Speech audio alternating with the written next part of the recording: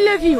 Tony, তোর এত বড় কথা, তুই আমার নামকে আমার সাথে নামখানামি করিস? আব্বা, ওখানে আমি ছেড়ে দাও, ওর কোনো দোষ নেই। তুই চুপ কর। এতদিন আমি দুধ কলা দিয়ে কাল সব পুষেছিলাম। এই বদমাইশকে আমার খুব ভালোভাবে জানা হয়ে গেছে। ওর টাকার প্রতি লোভ হয়েছে, তাই তোর মতো নিষ্পাপ মেয়েকে প্রেমের জালে ফাঁসিয়ে আমার কাছ থেকে টাকা উসুল করতে চায়। এই বল, কত টাকার বিনিময়ে আমার মেয়ের জীবন থেকে সরে যাবি? আব্বা, তুমি ওকে ভুল ভাবছো। ও আমাকে টাকার বিনিময়ে না, ও আমাকে সত্যি সত্যি ভালোবাসে। দাঁড়াও সালমা, তোমার আব্বাকে বলো 10 লাখ টাকা দিলে আমি তোমার জীবন থেকে চলে যাবো।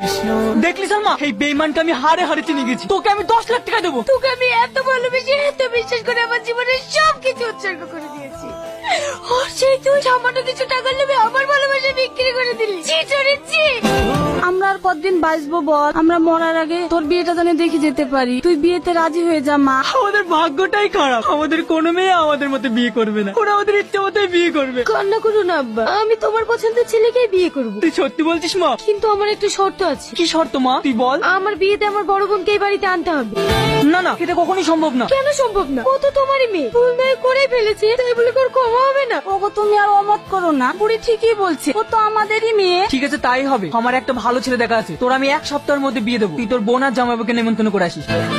বাপ, ভালো আছো? ভালো আছিস তো মা? আব্বা ভালো আছো? হ্যাঁ ভালো আছি। জামাইকে বসতে দে। তুমি হয়তো জানো না মা, আব্বা আমাদের অনেক আগেই মেনে নিয়েছে। শুধু মান সম্মানের ভয়ে তোমাদের কাউকে কিছু বলতে পারিনি। আব্বা ছিল বলে আমি আমার সংসারে কোনোদিনও অভাব বুঝতে পারিনি। আমি আবার তোদের জন্য কি করেছি? কেন, টনিকে দিয়ে যে প্রতি সপ্তাহে সপ্তাহে খাবার পাঠিয়ে দিতে।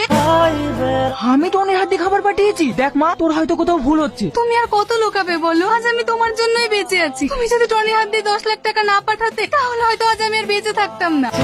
আমি তোকে 10 লক্ষ টাকা দিয়েছি, আমি তো কিছুই বুঝতে পারছি না। কি হয়েছে মা, তুই আমাকে সব খুলে বলতো। আমার পেটে খুব যন্ত্রণা করছে, আমি বোধহয় বাঁচবো না। ও মা গো। আপনার কিছু হবে না, আপনি একটু শান্ত হন। ডাক্তার বাবু, আমার দিদিকে একটু দেখেন।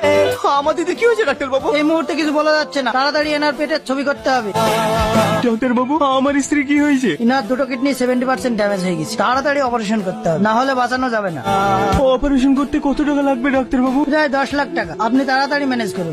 আমি আর মনে হয় তোমাকে বাঁচাতে পারবো না গো। তারপরও 10 লাখ টাকা নিয়ে আসি, আর টাকাটা দেওয়ার সময় জানায় ওই টাকাটা নাকি তুমি দিয়েছো। হ্যাঁ, টাকাটা আমি দিয়েছি, তবে ওই টাকাটাই হতভাগের ভালোবাসার বিক্রির টাকা ছিল। এ তুমি কি বলছো আব্বা? আমার টনি ভাই কোথায়? কি হলো আব্বা বলো? অনেকে আমি বাড়ি থেকে কুকুরের মতো তুত্তুর করে বের করে দিয়েছি। আমি নিজের মেয়েকে যতটা না ভালোবাসতে পেরেছি, ও তার চেয়েও তোকে বেশি ভালোবেসে তোর কোনোদিন অভাব বুঝতে দেয়নি। টনি। সালমা।